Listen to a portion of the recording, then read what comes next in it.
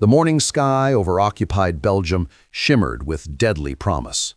A pale April dawn in 1943, crisp and sharp as a blade. At 25,000 feet, the air sliced through oxygen masks, cold and thin, each breath a reminder of the razor's edge between life and death. For Hauptmann Werner Schroer, ace of Jagdgeschwader 26, this was hunting altitude. Perfect hunting altitude. Schroer adjusted his canopy, eyes scanning the horizon through the sleek nose of his Messerschmitt Bf 109G, its yellow-painted spinner a badge of menace. 27 kills adorned his cockpit. 27 Allied pilots, American, British, who'd never see home again. Today, he was certain, would add to that grim tally. His squadron, veterans of the Channel dogfights, flew tight, their radios alive with the confidence of men who owned the sky. Then he saw them. At first, his eyes betrayed him, refusing to believe the shapes cutting through the clouds.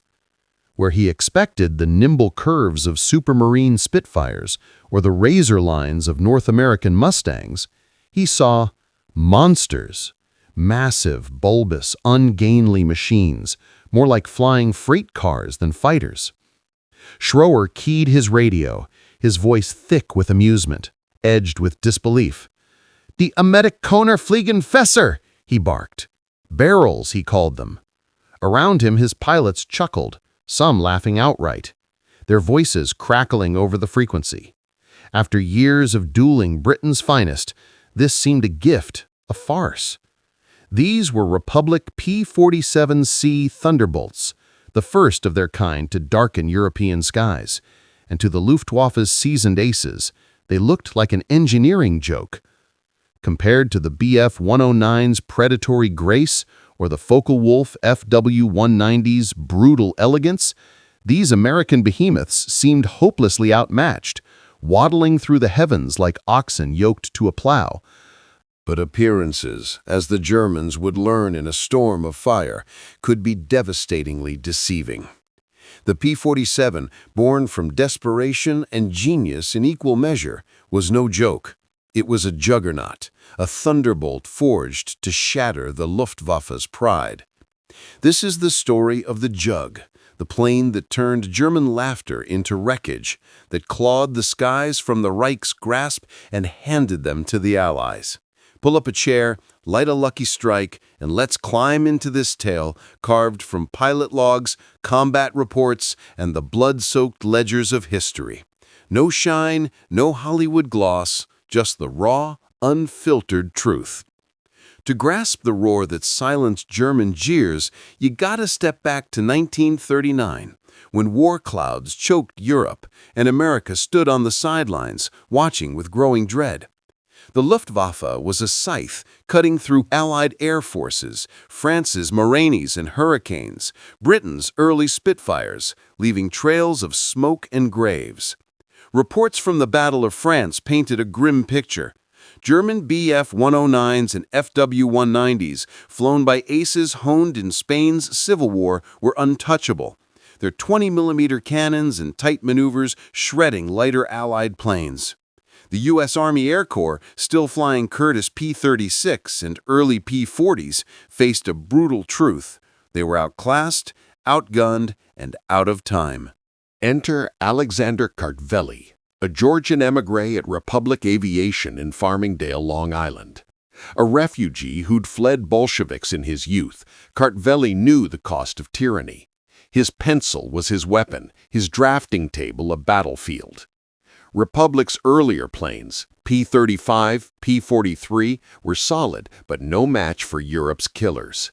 The Air Corps demanded the impossible, a fighter to hit 400 miles an hour at 25,000 feet, armed with 6, better yet 8, .50 caliber machine guns, fitted with cockpit armor, self-sealing fuel tanks, and enough range to escort bombers deep into Germany. Most designers would have balked. More guns meant more weight. More armor meant less speed. More fuel meant a bigger, clumsier plane. It was a wish list from a madman's fever dream. Kartveli saw opportunity where others saw defeat. His answer?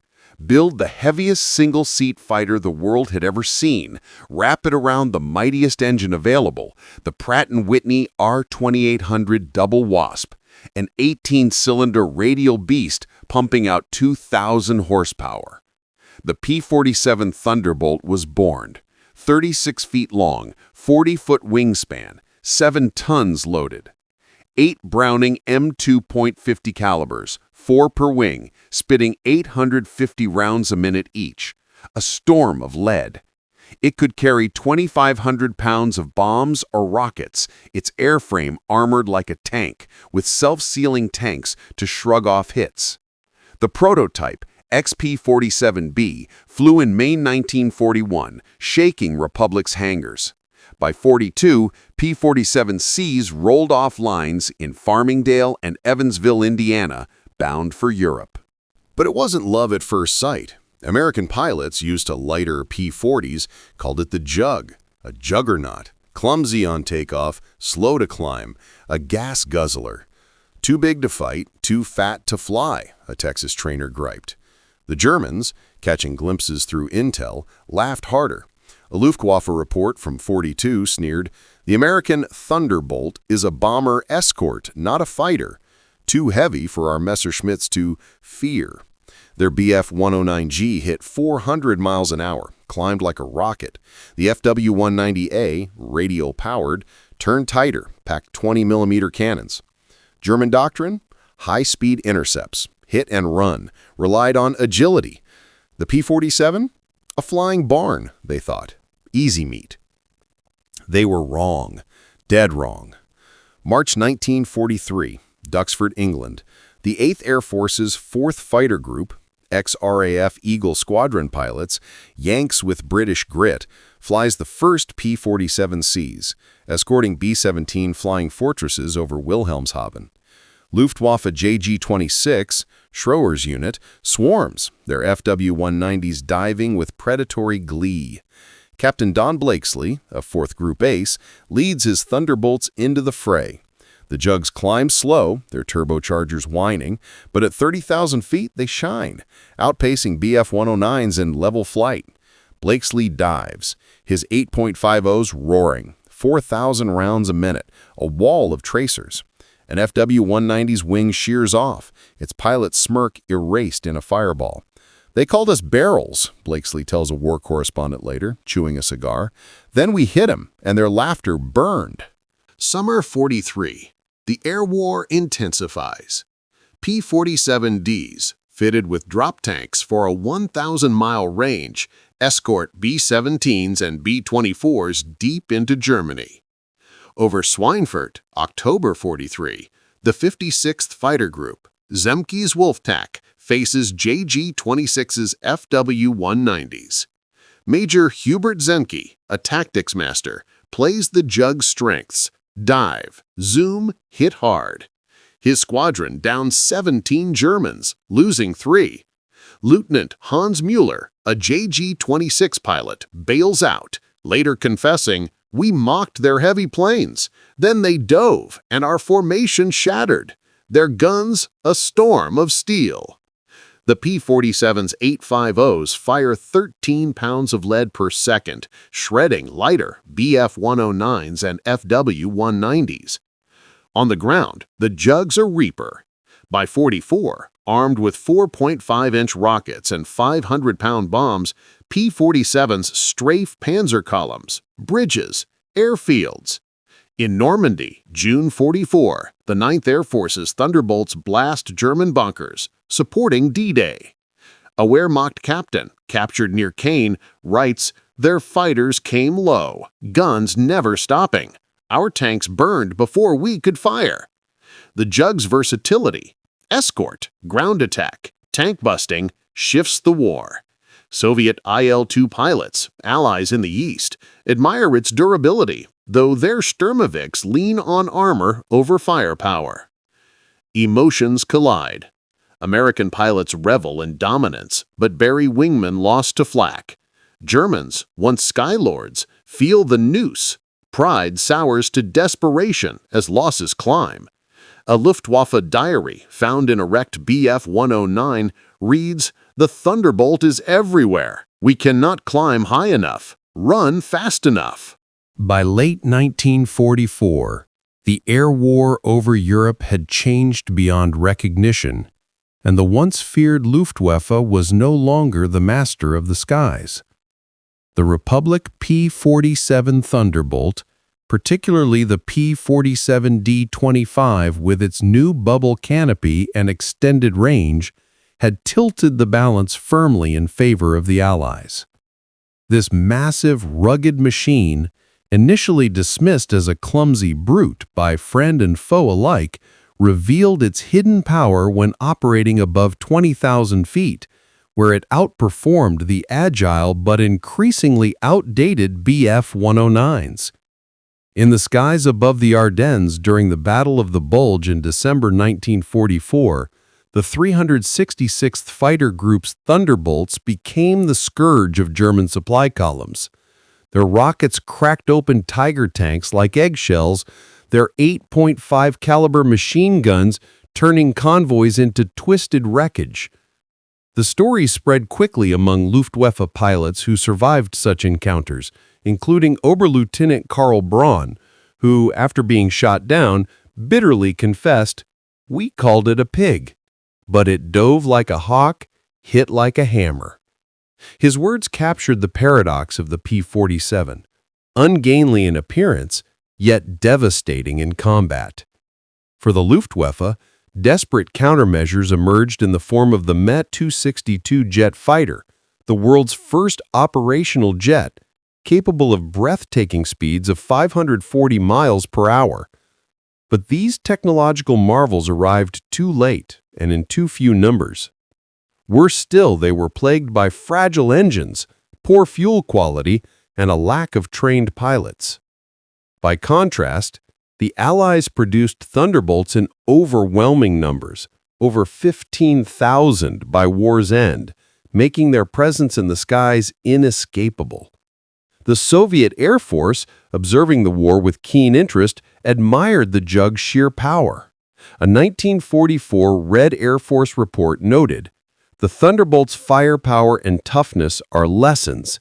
Our fighters match its guns, but not its range." This assessment revealed not only technical admiration, but also a recognition that the Americans had mastered the art of marrying endurance with destructive strength. The result was a relentless erosion of German air power, as the Luftwaffe's proud aces watched their numbers dwindle with no prospect of recovery. Yet amid this dominance, the emotional toll for all combatants remained immense.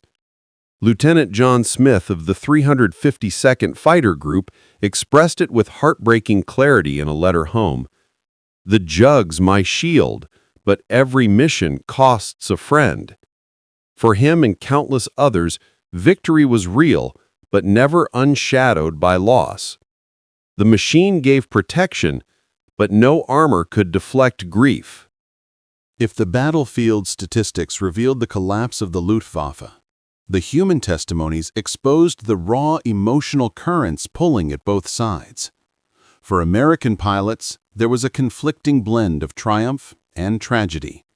They reveled in their growing dominance, their aircraft soaring with unrivaled firepower and resilience, but every return to base reminded them of the empty chairs at the mess hall. Flak bursts from the ground claimed wingmen with cruel regularity, and what should have been pure elation was always tinged with mourning. Conversely, for German airmen, once the sky lords of Europe, emotions darkened into despair. What had begun with confident hunts in 1940 now felt like flying into a noose that drew tighter every week. Pride curdled into bitterness as losses mounted, and desperation marked every mission. One recovered Luftwaffe diary from a wrecked Bf-109 revealed the naked fear beneath their bravado. "The Thunderbolt is everywhere. We cannot climb high enough, run fast enough." This despair was not only strategic, but deeply personal, as young men realized their skill, courage, and even sacrifice were powerless against the industrial might and numerical flood of the Allied advance. The Luftwaffe's remaining pilots found themselves as relics of a bygone age, clinging to fading hope in cockpits that had once symbolized dominance, but now felt like flying coffins. Meanwhile, American aviators faced their own moral reckoning, burying comrades even as victory loomed closer, asking whether survival was triumph enough. The emotional landscape of late 1944 was thus defined by collision. American confidence clashing with grief, German pride collapsing into futility.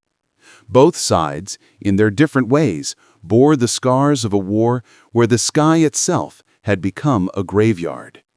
In that vast, unforgiving air war, the P-47 Thunderbolt stood as both a symbol of Allied ascendancy and a reminder that every weapon, no matter how mighty, extracted its price in human blood and broken spirits. By late 1944, the air war over Europe had entered its decisive stage. The Republic P-47 D-25 Thunderbolt, with its new bubble canopy for better visibility and extended range, dominated the high-altitude battles where German fighters had once reigned supreme. Above 20,000 feet, the Jug now held a clear edge over the Bf-109s, whose once legendary agility could no longer match the brute force of American engineering. This shift became brutally clear during the Ardennes Offensive, better known as the Battle of the Bulge, in December 1944.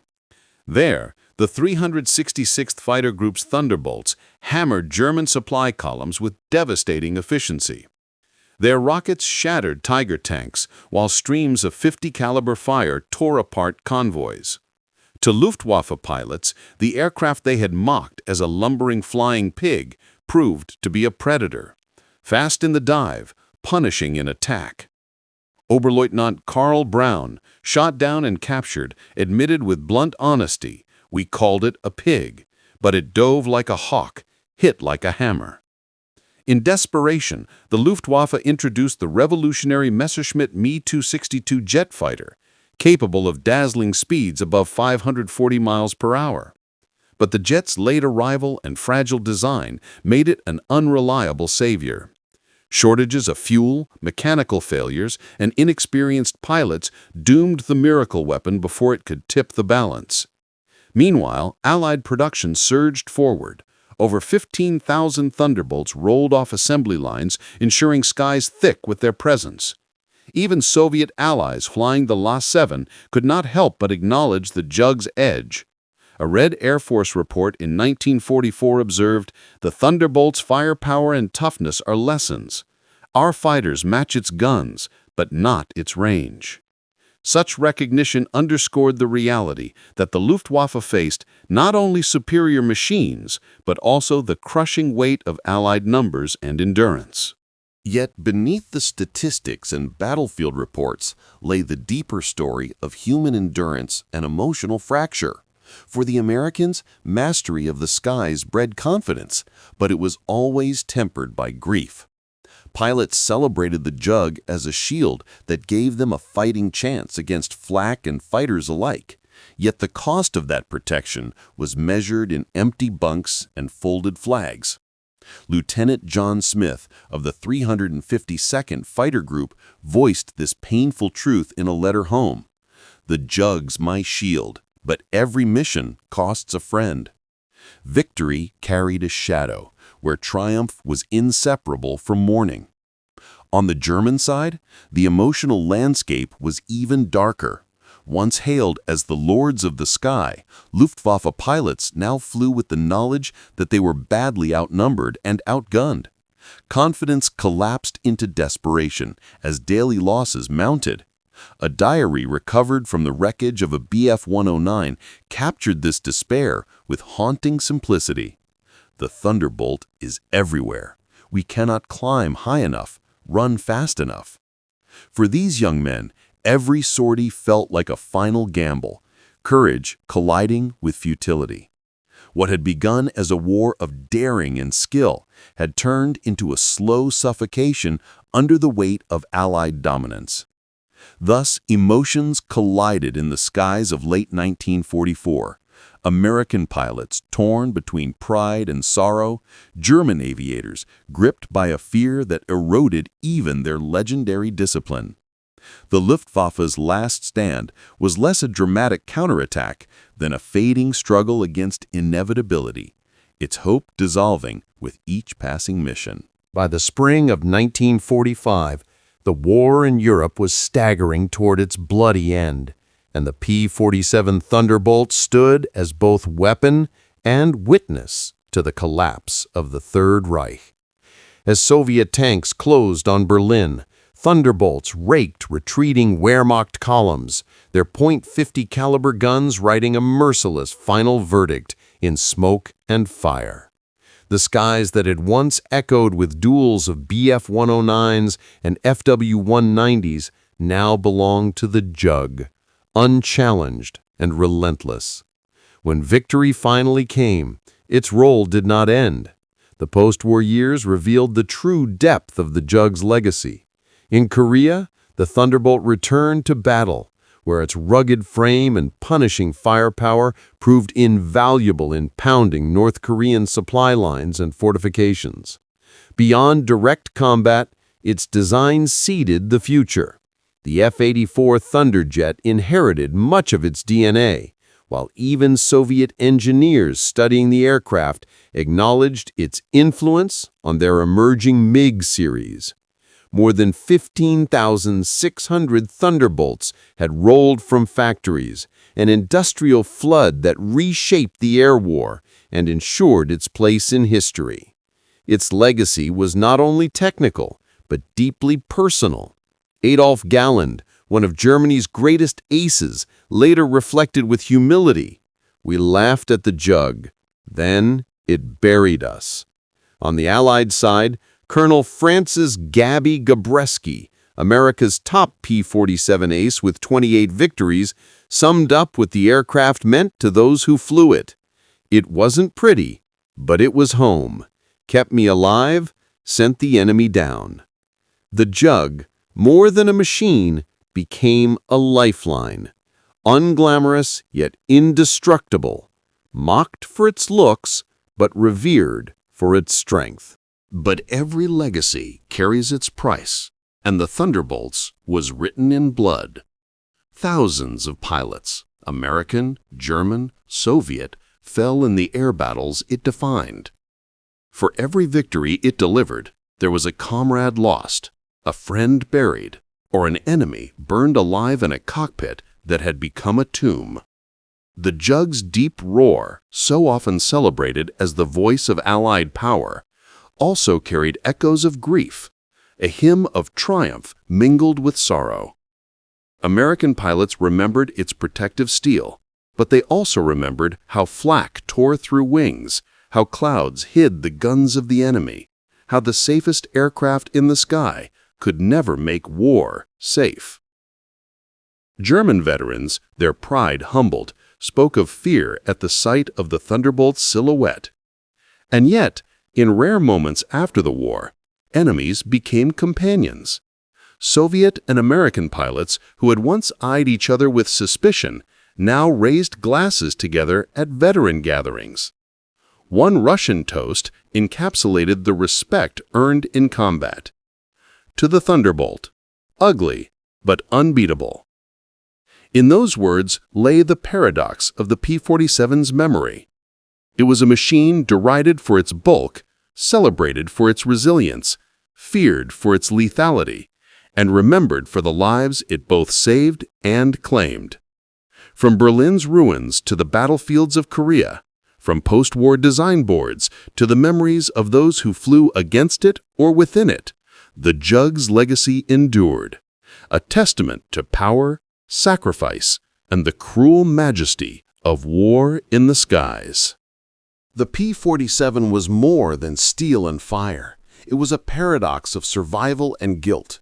For pilots, its 8.50 caliber guns offered power unmatched, spitting 6,800 rounds a minute, yet behind each trigger pull was a life ending. Captain Bill Harris of the 56 Fighter Group captured this duality in 1944, Shot down an FW-190 today. My 50s tore him apart. Felt like a god. Then saw his face, young as me. His words reveal the burden. Victory wrapped in humanity, triumph laced with grief, every mission a reminder that the enemy was no less mortal. For the Germans, facing the Jug meant fear and loss. Lieutenant Fritz Weber, shot down and captured, admitted, "We called them barrels, mocked their size. Then they fired and my squadron was gone." His testimony illustrates the Jug's brutal efficiency, a machine once ridiculed but soon respected in terror. Yet even for those in its crosshairs, the human dimension endured. Fallen comrades, vanished squadrons, grief that mirrored their foes. The Thunderbolt gave its pilots protection, but not immunity from sorrow. Beneath the roar of engines and the flash of tracers lay fragile young men, confronting mortality in every sky. At the core of the P-47 Thunderbolt's dominance was its Pratt & Whitney R2800 double wasp engine, a radial titan paired with a turbocharger that gave the Jug unmatched high-altitude performance. This powerhouse allowed the Thunderbolt to fight effectively above 20,000 feet, where German engines struggled.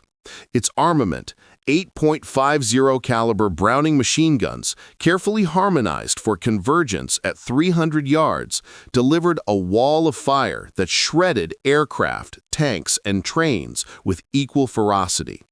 Protection was just as crucial. Up to 500 pounds of armor shielded the pilot, while self-sealing fuel tanks drastically improved survival against hits that would have doomed lighter fighters. When compared with its adversaries, the Bf-109's 1,475 horsepower DB605 or the FW-190's 1,700 horsepower BMW 801, the P-47 appeared bulky and less agile. Yet its size was a strength, trading nimbleness for toughness. German fighters could turn tighter, but they could not absorb punishment like the Jug. Its dive speed, reaching 500 miles per hour, gave American pilots a decisive advantage: the ability to disengage at will or strike from above with crushing momentum.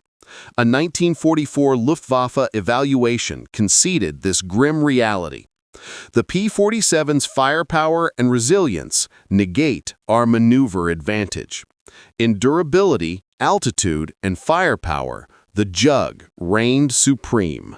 By April 1945, the Third Reich was collapsing, its armies retreating, and its once proud Luftwaffe a shadow of its former self. The P-47 Thunderbolt, now an unchallenged master of the skies, played a decisive role in ensuring that Germany's air power would never recover. The 353rd Fighter Group, flying deep into enemy territory, struck Luftwaffe airfields with merciless precision, strafing jets and fighters before they could take off. On the ground, Me-262s, the much vaunted saviors of German air strategy, were reduced to smoldering wrecks, destroyed not in heroic duels, but by the Jug's relentless guns. In those final weeks, the Thunderbolt became more than a machine. It was a symbol of inevitability, the sound of its radial engine echoing across a dying Reich. For the soldiers and civilians who watched from below, its presence meant the war was entering its final, decisive act. The Jug's story did not end with Berlin's ruins. Its toughness and adaptability carried into the Korean War, where it once again flew low and lethal, pounding North Korean positions with the same ferocity it had shown against the Wehrmacht. Retired from frontline service, it became a Cold War trainer, preparing a new generation of aviators. Preserved in museums and flown in air shows, it transformed into a living relic, a reminder of when brute strength and endurance turned the tide of history. Its influence rippled through design philosophy, evident in successors like the F-84 and even acknowledged by adversaries. A Soviet general reflecting after the war summed up its lesson with blunt clarity. The Thunderbolt taught us, strength wins wars. More than 15,000 were built, but its true legacy was not just numbers, it was the doctrine that resilience, firepower, and persistence could outlast even the fiercest opposition. Here's the truth, friends. The Germans sneered at the P-47, branding it a barrel, a flying pig. But that pig roared with thunder and turned mockery into ashes. Its 8 guns carved fire across the sky. Its engine carried pilots home through storms of steel. It was beast and shield, hammer and guardian, a thunderbolt forged in steel. Underestimation was the enemy's fatal error, paid in wreckage and smoke. Today, its legacy isn't just metal in museums, its courage preserved in logbooks, echoes in veterans' words, an inspiration for every aviator who dares the sky. Rest easy, warriors, your thunder still rolls.